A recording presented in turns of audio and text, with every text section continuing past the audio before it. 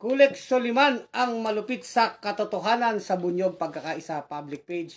Napapanood din tayo sa YouTube. Pag-usapan natin ito. Sabi ko na sa inyo, mga kabunyog, mga kababayan, amoy kwarta na naman itong tiyatya na ito. Talagang mga hinayupak. Matindi ka talaga, Romualdez, at ito mga congressman na ito, no? Ito po nabuking at ibinuking ni Congressman Edsel Lagman. O yan. Nabuking po. Ito palang tiyatya na ito, itong amendments na ito, nag-insert po, siningitan po, Hokage-move, mekus-mekus. 12 billion po. Kita nyo na mga hinayupak na mga congressman. 12 billion po ang isiningit sa ating pambansang budget. Sa budget ng COMELEC para dito sa mekus-mekus na tiyatya-tiyatya na ito. Ito ang pag-uusapan natin mga kabunyog, mga kababayan. So nabigla kasi tayo. Bigla na lang may mga pirma-pirma dyan sa mga barangay-barangay, yung tinatawag na People's Initiative para baguhin yung konstitusyon, yung amendments, kung papaano boboto ang Senado at Kongreso. Yung mga congressman at senador. Ang gusto ng mga congressman ng House, voting jointly. So yan yung People's Initiative na pinapipirmahan. Ngayon, ibinuking ni Congressman Edsel Lagman na naglagay po, nagsingit-singit, ayan, singit. Kumbaga, pa-style na patago na, paano ba yan? Na isiningit yung 12 billion na pondo, sa COMELEC. Nako, COMELEC-lek, maraming makokolek ito. 12 billion para dyan sa tiyatya. Dahil ang original proposal po ng COMELEC, 19.4 billion. So, nung pinag-uusapan yan sa Congress, ginawan 2.2 billion. Pero, nung nagsanib na po yung tinatawag na Bicameral Conference Committee, kasi ibig sabihin po niyan, yung komite ng mga congressman at yung komite sa Senado, ang komite po na yan ay House Appropriation Committee o komite sa budget. Yung dalawang komite na yan, magsasanib yan. Ang tawag po dyan, Bicameral Conference Committee. So, mula 2.2 billion, siningitan po ng 12 billion pesos, kaya naging 14.2 billion yung budget sa cha-cha-cha. At yung budget na yan ay inilagay sa COMELEC. Yun nga po yung pinirmahan ni Bongbong Marcos na naging General Appropriation Act. Yan po yung national budget natin. Pero originally, ang nakalagay lang dun sa NEP, sa National Expenditure Program, na galing sa Malacanang, 2.2 billion. Ang gusto ng COMELEC, 19.4 billion. Pero ngayon ay 2.2 lang, and then nung sa Bicameral Conference Committee, dinagdagan po ng 12 billion siningit. So nakukuha nyo ba? Usapang kwarta Parang kwarta ng mga congressman, di ba mga kabunyog, mga kababayan? So yan po yung sinasabi natin dito. Sabi ni, batiin muna natin, bago tayo mag-init, kumbaga pinapainit muna natin yung yung ating vlog. Magandang gabi mga kabunyog, sabi ni Nemesio Malja. Di ba? Yan po ang problema. Kung hindi pa na-booking, hindi pa amin. Saan gagamitin ang 14.2 billion? Napakalaking pondo po nito para sa tiyatya. Kinasana nila. At ang nag-booking nito, si Ka Edsel Lagman. Ngayon, pinagtatanggol po, nung nabuking, nung binulgar ni Edsel Lagman itong siningit na budget para dito sa tiyatya-tiyatya na ito, para baguhin ang saligang batas.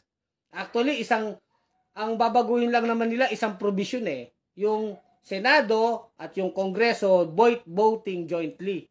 Para nga naman, yung 24 senador, isasama sa 300 congressman, yung kakainin ng buong buo ng congressman, yung mga senador, sa bilangan, So, yun yung gusto ng mga congressman In a way, mababaliwala ang Senado dito. Ngayon, ang isang punto dito, ay sinasabi ni Elizalde ko ng congressman to, ako Bicol Party List ito, Nagpapalusot pa na kesa daw budget yan ng COMELEC, hindi daw yung siningit. Ang sinasabi ni Edsel Lagman dito, hindi naman nag-request ang COMELEC ng ganyan Isiningit nyo yan. Isiningit yan. O yan ang paliwanag ni Edsel Lagman. At sinasabi ni Edsel Lagman, hindi nyo ako maluloko. Matagal si Edsel Lagman sa House Appropriation Committee. Batikan yan na congressman dyan. So, nung nabuking ito, ibig sabihin pala, may 12 billion, actually, 14.2 billion no? Actually, 14.2 billion ang kabuang budget. Mula 2.2, dinagdagan ng 12 billion. So, 14.2 billion ang budget para sa Chacha na sinasabi ni Edsel Lagman. O, kita nyo na kung gaano kahokage at mekus-mekus. Itong mga congressman, anong masasabi mo? Tambaluslos Romualdez. Hindi ibig sabihin na binabanatan natin si Inday Takaw, sila Duterte, palalampasin natin tong mga congressman na to, ikaw Romualdez. Elizalde ko. Elizalde ko. O, di ba? Papalusot ka pa. Mga walang hiya kayo. May pondo kayo para sa mga tsacha nyo. Halos yung mga jeepney driver nagmamakaawa sa inyo. Ang daming problema ng bayan, inuunan nyo itong tsacha-tsacha na ito. Yan po, mga kabunyog, mga kababayan. Kung gaano ka walang hiya, kung gaano ka walang pakialam, itong mga congressman na ito, papakialaman itong saligang batas. Para saan? Ang daming problema ng bayan. Pagtaas ng presyo ng bilihin, problema ng mga OFW, magsasaka, itong mga driver na problema, pinopwersa dyan sa jeepney modernization na yan, booking din. Dyan sa house hearing naman, Ngayon naman pala, meron kayong 14.2 billion na pondo para sa Chacha. Aanin ba ng taong bayan yan, Chacha na yan? Kayo lang ang magsasayaw dyan At bakit nyo, ang paraan kasi ng mga congressman matindi, no? Sa bicameral conference committee nila tinrabaho yan Diyan, ang problema po kasi, mga kababayan, mga kabunyog, sa ating national budget, pagdating na sa mga bicameral conference committee, diyan po nagkakaroon ng mga diskarte, sinisingit na, kung ano na yung naaprubahan sa Senado, tsaka sa Kongreso, na iniisa-isa sa mga kanya-kanyang committee hearing, pag nagbabay-cam, diyan nagsisingitan ng mga pondo. At alam nyo naman, pag sinisingit yan, hindi nilalantad sa publiko, may mga masasamang tangka yan. Pag nanakaw, pangungupit, diba, pandarambong ng kwarta, ayan po, maliwanag, 14.2 billion sa panahong naghihirap ang taong bayan. Meron silang 14.2 billion para sa tsacha nila na walang silbi. Kayo mga politiko lang din ang makikinabang dyan sa tsacha na yan. May mga pa-commercial pa kayo. Kaya nga nagtataka tayo Bakit ba kailangan pang baguhin ang konstitusyon? Bibigyan pa ng karagdagang kapangyarihan itong mga congressman. Bakit kailangan nyo ng karagdagang kapangyarihan? Diba? 14.2 billion. Ang matindi pa po dito, hindi pa po ito tapos Paliwanag ko lang. So originally, 19.4 billion yung proposal ng COMELEC. So naging 14.2 billion yung binigay. Mula 2.2, nagsingit ng 12 billion. So nakukuha nyo, isiningit. Mekus-mekus. At sa budget, hindi pa tapos yan. Meron pang susulitin nila yung 19.4 billion. So, i-minus nyo yan. Meron pa pong 5.2 billion unprogrammed funds. Ibig sabihin, pag nakapangutang pa si The Junior, ibibigay pa rin yung buong 19.4 billion. Unprogrammed funds po yun. So, hahabol pa sila ng 5.2 billion. So, from 14.2 billion, dadagdagan pa yan ng 5.2 billion kapag may nautang o kung saan kukuha ng pondo para makumpleto yung 19.4 billion. Saan gagamitin ngayon yan? Congressman Elizalde ko, ang sinasabi mo, dapat si Lagman ang magpaliwanag. Napapatunayan ni Lagman na ito ay gagamitin sa Chacha. Bugok ka! Dahil kwarta ng bayan yan, kami na taong bayan nagtatanong. Ikaw ang magpaliwanag ka, bugok ang congressman ka, kung saan gagamitin yan. Kayo dapat ang nagpapaliwanag. Bakit yung nagtanong na nagbuking na si Edsel Lagman ang pagpapaliwanagin nyo? Kayo ang nagsingit niyan eh. Di paliwanag nyo, yung kwarta ng bayan, saan nyo na naman gagamitin yan? Kung Chacha yan, bakit kayo nagsingit sa Chacha? Kailangan ba yan? Unang-una po, hindi naman inaamin ng mga congressman na yan, nila Elizalde ko, ng Ako Bicol Party List. Tandaan nyo yung pangalan ha. Hindi naman niya inaamin eh. Na insertion yan. Inaano niya pa si George Garcia. Ano ba totoo dyan? At pangalawang punto natin, saan nyo yan gagamitin? Anong mga plebisito ba yan? Anong mga ano yan? Nakalagay dyan, under po yan sa item ng referendum, plebiscite. Sige nga. Pera ng bayan yan eh. Saan nyo gagamitin? Magchachacha kayo. Kailangan ba yan ng bayan? Yan ba ang priority ng administrasyon ni Da Junior? Sa kabila na naghihirap ang bayan, gagastusin nyo yung pera ng bayan, 14.2 billion. Wala kayong mga hiya eh. Palibasa hindi nyo yung kwarta. Makapal ang mga mukha nito mga congressman at itong mga senador na ito. Bakit yan nakalusot sa Senado? Bicameral Conference Committee po yan. Ibig sabihin, dun yan diniskarte nung bicameral conference committee ang mga congressman at senador para dito sa Chacha na yan. Ngayon nga may mga pirma-pirma na yan. Napakanadi naman ng mga congressman nila Tambalos-Los Romualdez. Huwag nyo na niloloko ang tao. Kayo ang nagpapakanaan yung People's Initiative niya yan. Niloloko nyo pa ang tao eh. Ngayon may kwarta pa lang gaytong kalaki para itutulak nyo yan. Akala naman itong mga congressman ito, kwarta nila. Kaya banatan natin ang banatan. Elizalde ko, makapal mukha mo. Makapal ang mukha nyo nila Romualdez. Kayo na mga congressman dyan. Ang kakapal ng mukha nyo. Sa gitna ng paghihirap ng bayan, Chacha ang inaatupag nyo. At bilyong-bilyong pera ng tao ang nilulustay ninyo eh. Lustay. Masahol. Para din kayong si Inday Takaw eh. Pare-parehos kayo. Wala kaming pakialam sa away ng mga nyo na mga gahaman. Magkagatan kayo hanggang gusto nyo. Ang pinagtatanggol natin dito sa bunyog, mga kabunyog, mga kababayan. Pinapakita natin dito kung paano nilulustay itong pondo ng bayan. 14.2 billion. Yan na, recorded. Nandyan po yan sa General Appropriation Act. Yan ay batas na eh. Meron pala kayong panchacha. Pero kung pahirapan nyo yung mga driver, at alam nyo ba, itong 14.2 billion, mas malaki pa ang budget ng Chacha.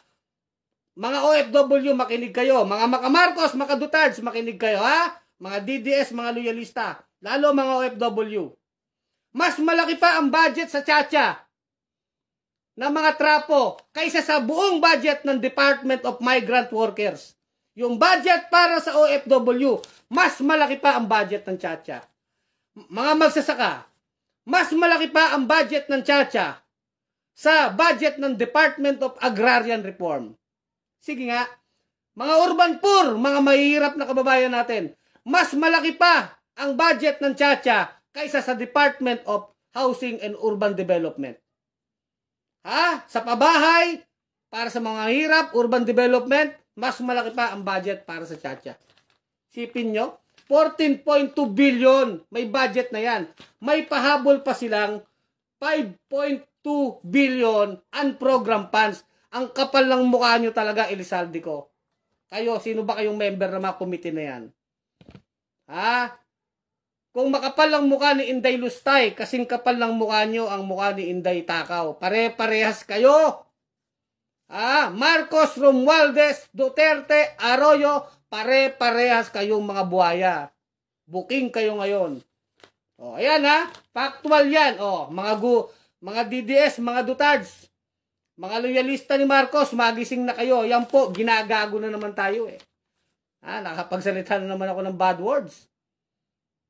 Dapat lang siguro, kung pwede lang magmura, murahin natin Murahin natin, 14.2 billion. Yan naman pala may budget na kayo sa Chacha, ang kapal ng mukha nyo Halos, yun nga mga driver, halos nagpapakamatay na sa rally Ginigipit pa rin. Pilit sinusupalpal yung modern jeep, yung mga magsasakay, mga OFW, ang daming pangangailangan ng bayan. Meron kayong 14.2 billion para sa Chacha, ang kapal ng mukha ninyo. Ang kapal ng mukha talaga. Tapos utang ng utang. Alam nyo, meron pa po itong 5.2 billion. Inuulit ko, hindi lang 14.2 billion. 5.2 billion pa, pahabol pa, unprogrammed funds. Ibig sabihin, pag nagkaroon na naman sila ng maiispatan nila, nakita ng gobyerno, additional income, or makakautang si The Junior, pag nakapangutang, babudgetan ulit itong 5.2 para makumpleto yung 19.4 billion budget ng COMELEC. O anong masasabi mo, George Garcia? Ang tindi po ng ginagawa sa atin, mga kabunyog, mga kababayan. Napakatindi. Sabi nga ni Edsel Lagman, exorbitant, sobra naman. Laki ng insertion ninyo. From 2.2 naging 14.2 billion. 12 billion ang in-insert at hindi pa na kontento.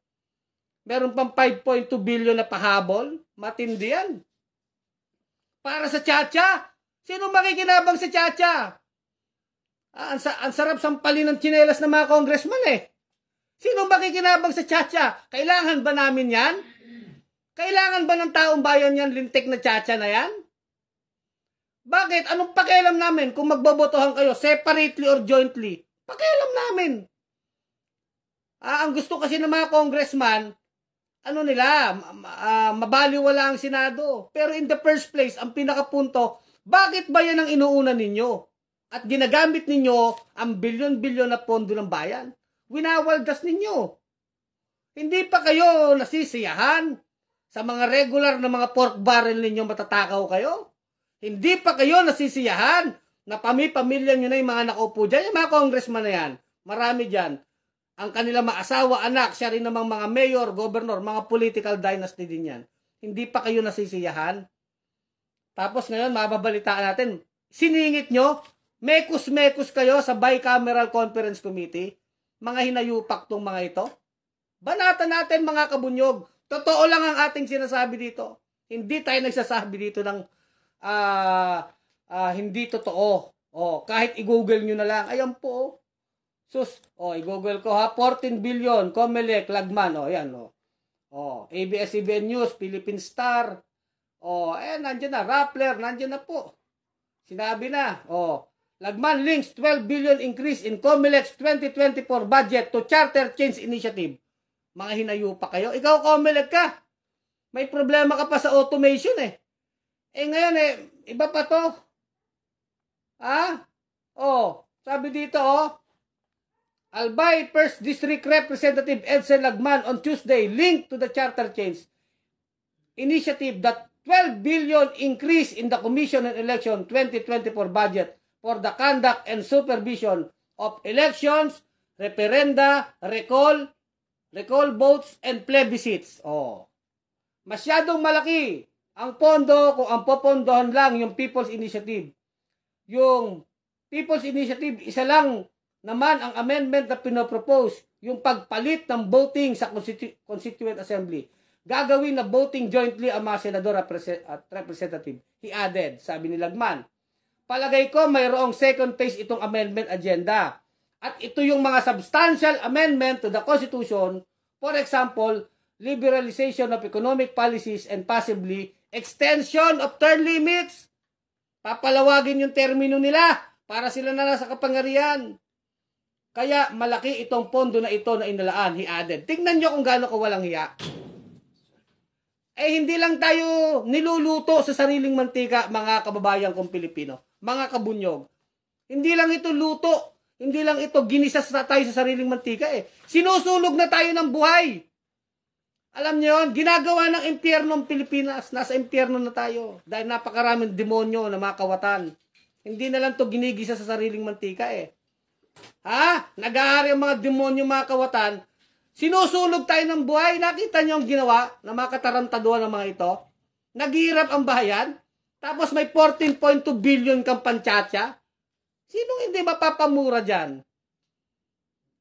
Kung People's Initiative, akala natin walang pondo na, sige, hindi, may pondo na pala. May diskarte na pala mga congressman, di ba, Romualdez? Kung si Inday ay takaw, ikaw naman, Inday ano ka ay, kung si Inday takaw, Dodong ano din to si Romualdez. Dodong Singit ka rin pangalanan natin. Martin Dodong Singit. Bagay din kayo ni Inday Takaw mag-away. Isang Inday Takaw, tsaka ikaw, Dodong Singit. Bilyon-bilyon ang sinisingit sa pondo. Sa totoo lang. Yan. Basahin nyo na lang mga DDS tsaka mga loyalista. Ano sa tingin nyo? Sa nangyayari sa Pilipinas? Kailangan banlustayin ang kwarta ng bayan? Napakaraming pwedeng paggamitan. Budget sa edukasyon, sa mga ospital natin. Budget para sa mga OFW. Mantakin ninyo, mas malaki pa ang budget nila sa Chacha kaysa sa mga OFW. Mga kababayan kong mga OFW, nagsasabi tayo ng totoo dito. Ganito tayo, binababoy ng mga mambabatas na ito. Hambalusin natin, lumaban tayo mga kabunyog, mga kababayan. Sabi, basa ko ng inyong mga comment, Mila Bianino. Suki natin to. Good evening, Sir Kulex, sa lahat na kabunyog. Willie Palomar, Sir Kulex, hinay-hinay lang po. Baka magkasakit kayo. Ay, di naman tayo magkakasakit. Tayo, pag galit talaga, Willie Palomar. Dahil tayo, dinidiin natin ang punto. Lustay ng pera ng bayan, kabunyog, Willie Palomar. Nilulustay ang pondo ng bayan sa gitna ng napakatinding kahirapan na dinadanas natin. Yan yung nilalabanan natin. Kaya tayo talaga, banat kung banat. Di ba? Dodong Singit na Romualdez, Inday Takaw, congressman, mga congressman, Elizalde ko, ako Bicol Party List. Ako palusot, party list ka, walang hiya ka. Palusot ka pang Elizalde ko ka. Ako Bicol Party List, palusot ka Makikinabang ba mga Bicolano dyan? Makikinabang ba mga Pilipino dyan sa tiyatsa nyo? Nabuking ka ni Edsel Lagman. Bicolano rin yan si Edsel Lagman ng Albay, di ba? Arturo de la Cruz. Di ba nyo alam ngayon, 2023, ayun sa nakasulat ko sa papel ngayon, ang sweldo ng manggagawa, hindi bababa 1,500. Mr. Police, hindi bababa 2K dahil batayan ng unang Pangulo ng Bansa. Isang hindi ko maintindihan yung comment. Problema, ang kabuhayan, sambayanan, Pilipino, yan ang totoo, buhay talaga. Lalasunin ang kaisipan ng tao, mamamayan. Ang lumalason sa isip ng mamamayan, mga trapo ng mga manluloko. Yan ang katotohanan dyan.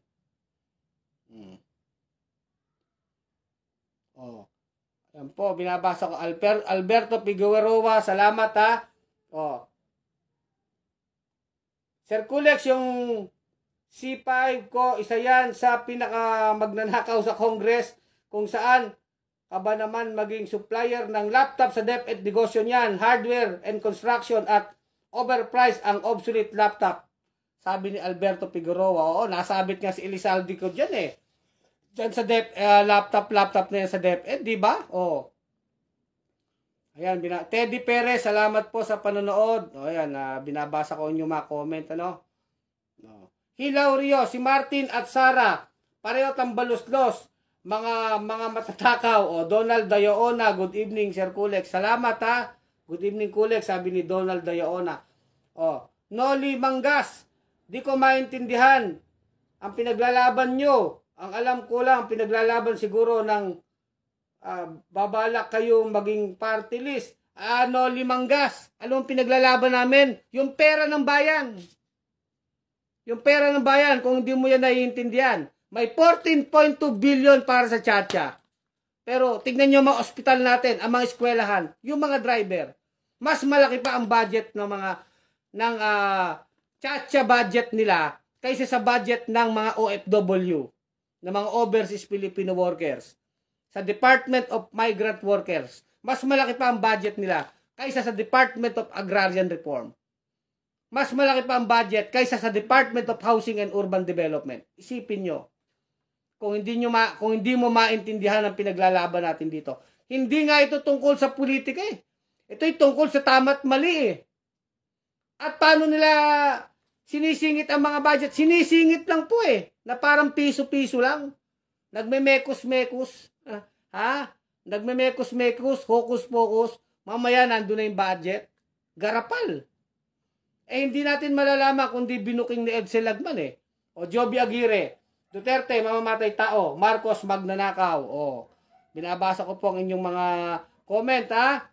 O, Lucita Endaya El Nasin, nasa government, mga sakim. O, Ramon Lopez, correct.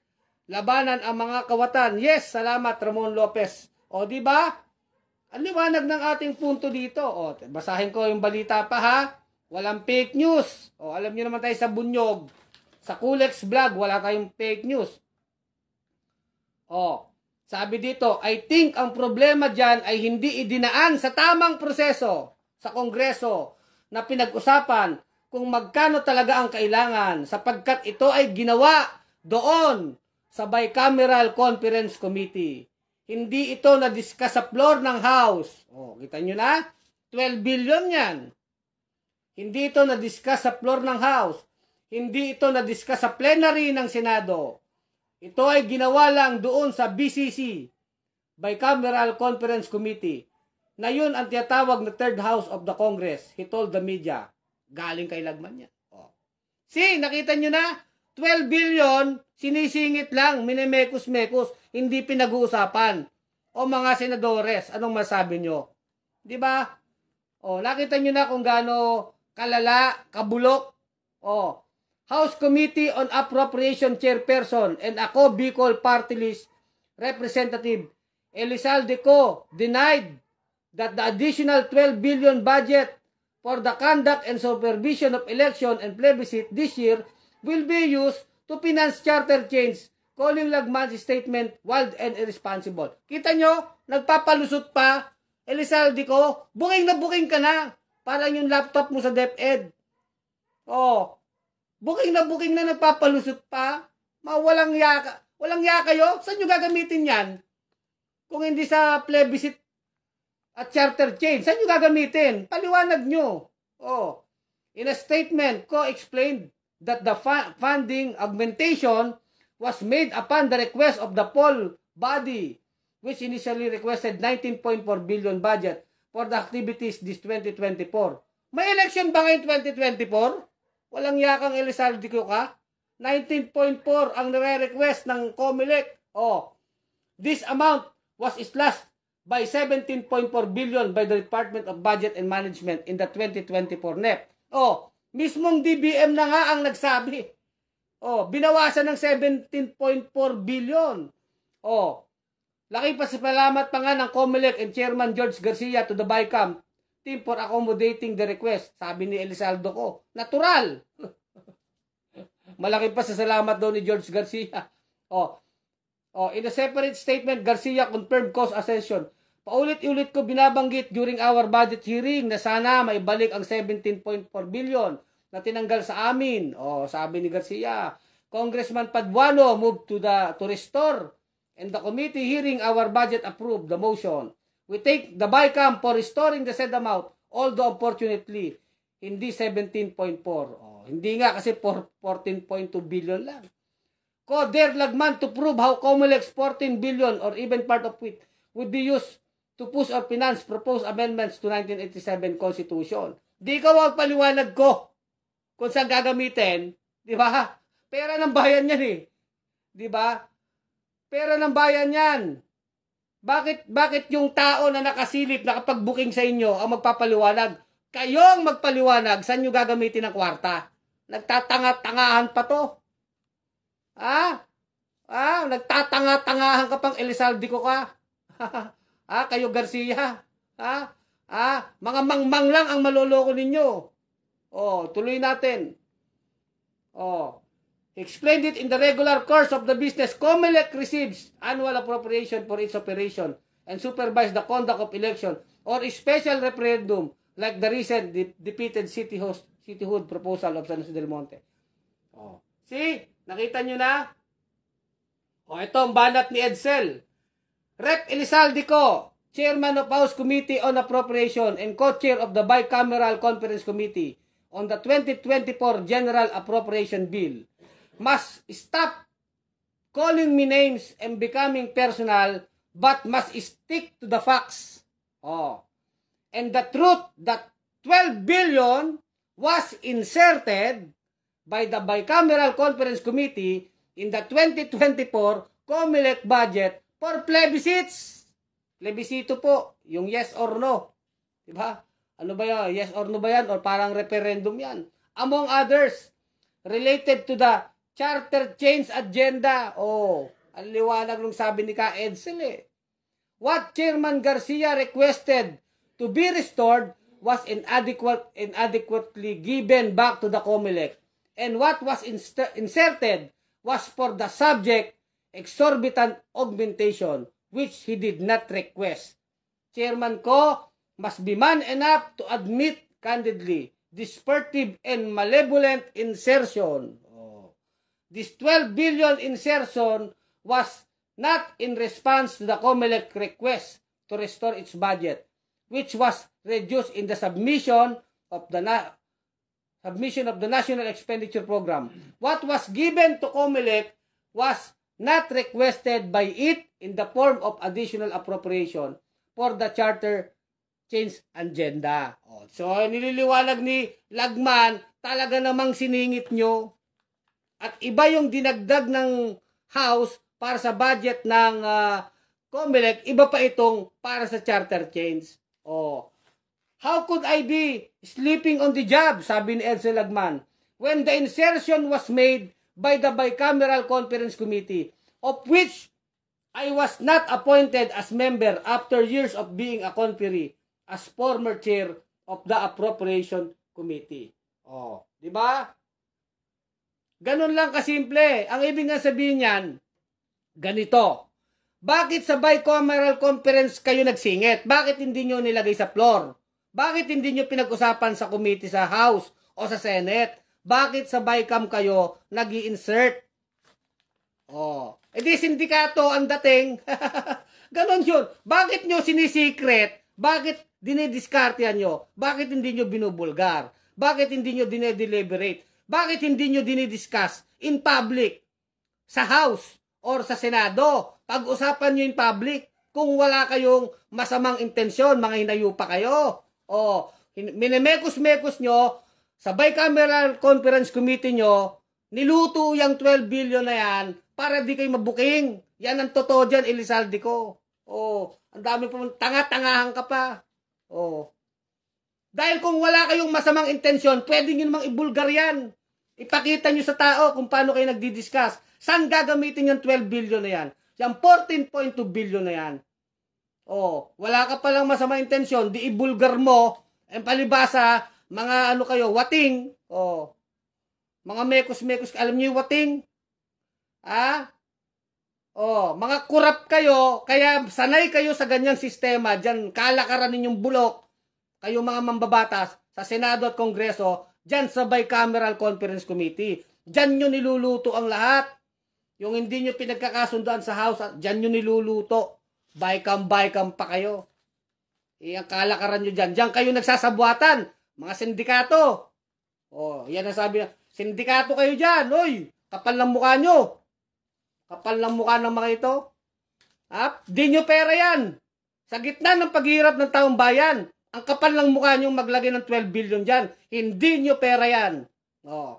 Elizalde ko, ng Ako Bicol Party List. Mahiya ka sa balat mo.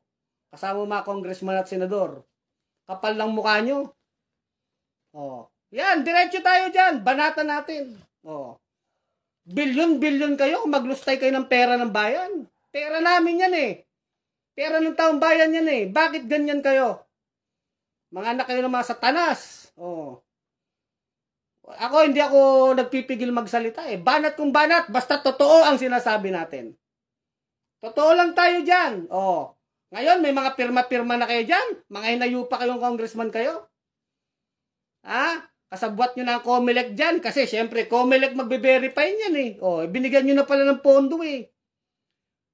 Sinungal-ngalan nyo na pala ng kwarta sila Garcia, tsaka yung mga commissioner sa COMELEC, natapalan na, may kwarta na pala silang budget eh.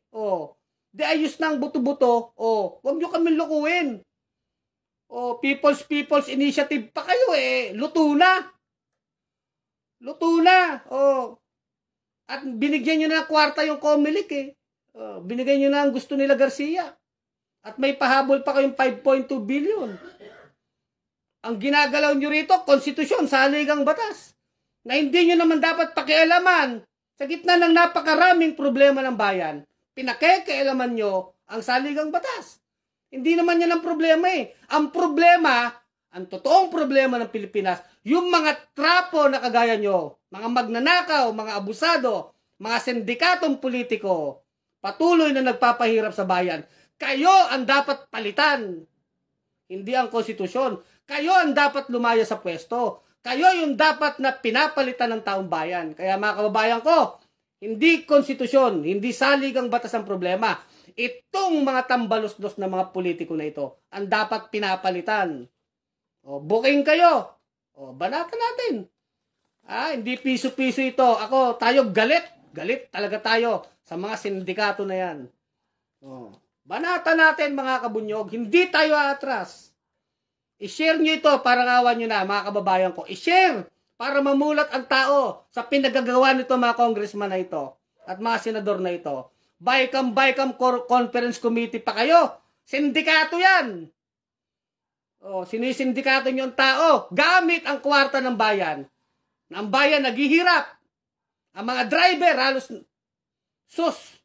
nagpapakamatay, nagmamakaawa, makabiyahe lang yung mga jeep nila, mga OFW, mga manggagawa, mga magsasaka, mga vendor, nagtatrabaho ng patas sa kalsada, sa lansangan, mabuhay lang, lumalaban ng patas sa buhay. Kayo na mga nakaupo sa gobyerno, anong ginagawa nyo sa pera ng bayan? Winawaldas ninyo. Yan. Tuloy tayo mga kabunyog, mga kababayan. Tuloy ang laban. Booking natin ito. 14.2 billion. 12 billion po dyan. Siningit nila Elizalde ko. Nang ako Bicol Party List. Mga nagaharing mga sindikato kayo dyan. Uy! Bakit di nyo pinag-usapan yan sa floor? Sabi nga ni Lagman di nyo yung pinag-usapan sa floor. Hindi nyo pinag-usapan sa Senado sa floor. Bakit dyan nyo pinag-usapan? Nililihim nyo? Nililihim nyo? Ngayon nabuking kayo. Pasabugan natin ng bomba. Bomba ng batikos. Di ba? Pasabugan natin ng mga bomba ng batikos. Hindi naman literal na bomba, no? Bombay natin ng batikos itong mga ito. Roberto Barison Bardalosa, go! Idol Kulex, I stand for the right for Juan. Salamat, sa totoo lang tayo. Salamat sa yung 10 stars Malaking tulong po yung mga stars na sinesend ninyo. Roger Maribong, tama ka dyan, Sir Kulex. Sinisisi nila konstitusyon. Sila naman ang problema di ba? Kabunyog Roger. Estelita Durante, good evening. Salamat. Ang ganda ng ating rito. Edgardo Montoya, dapat makialam na ang taong bayan dyan sa lahat ng politiko. Lahat yata puro bulok. Opo. Mila Bianino, yes, tuloy ang laban. Big no to Chacha. No to mga Chacha na yan. Hindi kailangan ng bayan yan ngayon. Yung mga Chacha na yan, sayaw ng mga politiko yan. Danilo Natalio Cosio, malayo sa bituka at sikmura ng mahirap na Pilipino ang Chacha.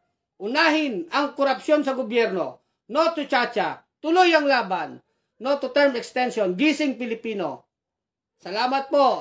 Sama-sama tayo sa laban. Danilo Natalio Cosio. Ang sarap basahin ng inyong mga comment alam nyo naman tayo. John Inson, good evening po. Benjamin Baluyot, correct. Di ba? Robert Avery Bulyag, gustong tuloy-tuloy ang kanilang termino at ayaw nang huminto.